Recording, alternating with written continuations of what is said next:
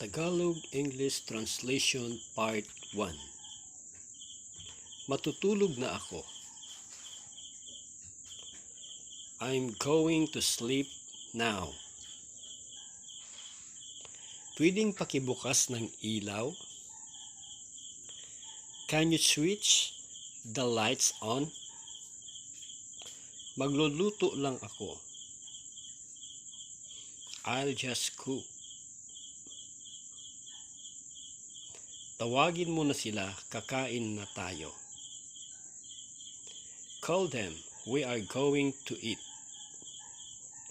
Pwede mo ba akong tulungang maghugas ng pinggan?